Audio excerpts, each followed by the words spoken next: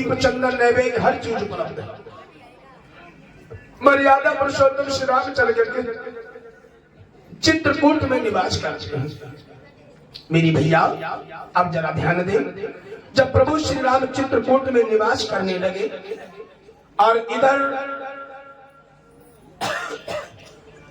मंत्री सुमंत रथ को लेकर के जब आए तो घोड़ों को जो तैयार किया है, जोड़ा है अयोध्या जाने के लिए, तो घोड़े बेचारे जुड़ नहीं रहे थे। क्यों? क्योंकि घोड़ों को भी बड़ा इतना कष्ट था कि जो सवार बांध था हमारे ऊपर से चला गया, हट गया, अब मैं क्या मुख लेकर के जाऊंगा। ये घोड़े बड़े बेचारे मन में विचार करते हैं, तो आपस में जो है मिलते नहीं है। बड़ा परेशान हो गया सुमन, फिर बड़ी कठिनता के साथ में घोड़ों को जोड़ा और घोड़े जोड़ करके जब महलों की तरफ चला, बड़ी शीघ्रता के साथ जब अयोध्या में आए मंत्री सुमन, रथ को द्वारे पर छोड़ दिया।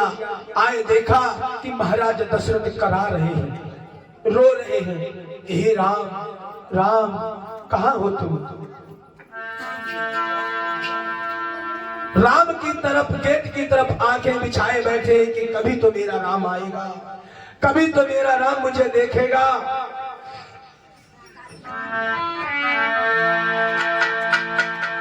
लेकिन तब तक मंत्री सुमंत आ जाते हैं।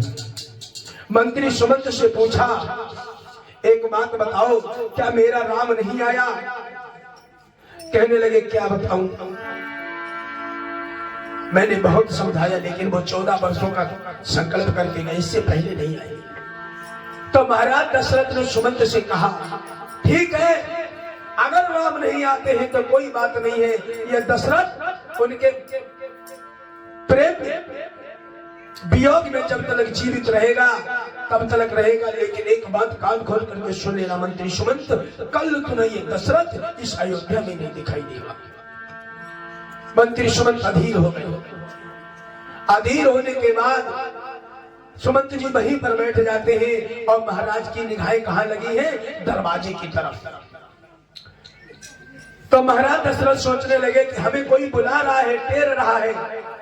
कौन टेर रहा था? महाराज दशरथ के पूर्व जन्मों का कर्म था।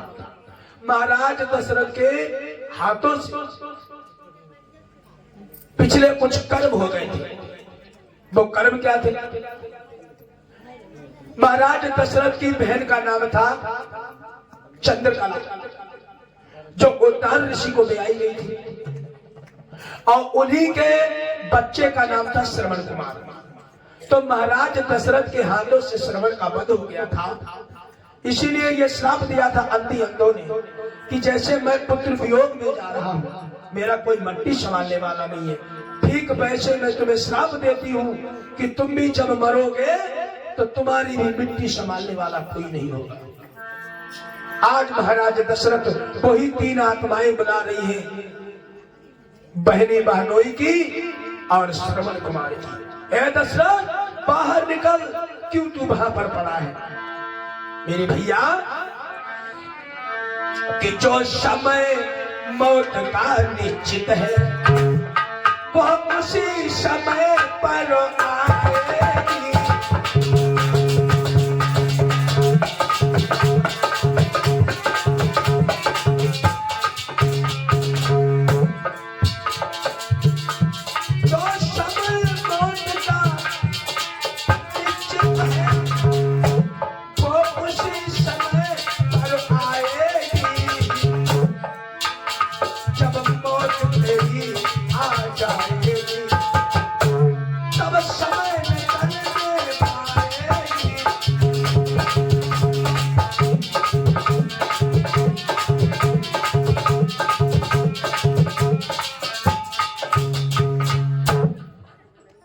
समय मौत का जो निश्चित होता है उसी समय आता है।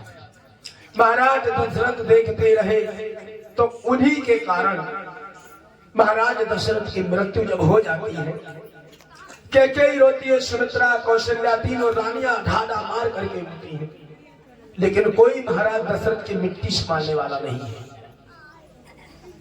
क्यों नहीं है? राम तो वनवास आए, लक्ष्मण भी चले आए, भरत शत्रुघ्न बचे वो है ननिहाल में।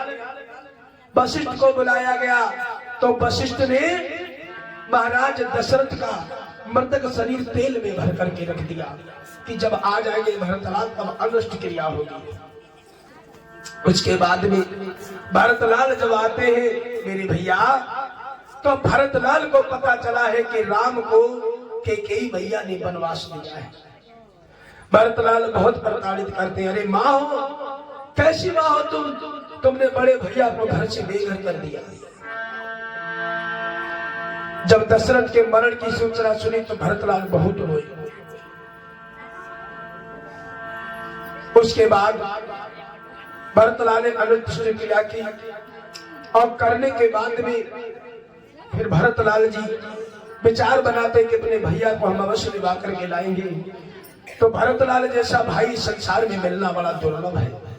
भरत जी कहने लगे हम कल लिवाने के लिए जाएंगे। सारी अयोध्या में पता लग गया कि कल भरतलाल जाएंगे। अगर भाई भाई में प्रीत हो जाए, जरा ध्यान देना, तो कोई भी किसी को आहत नहीं पहुंचा सकता, दुख नहीं पहुंचा सकता।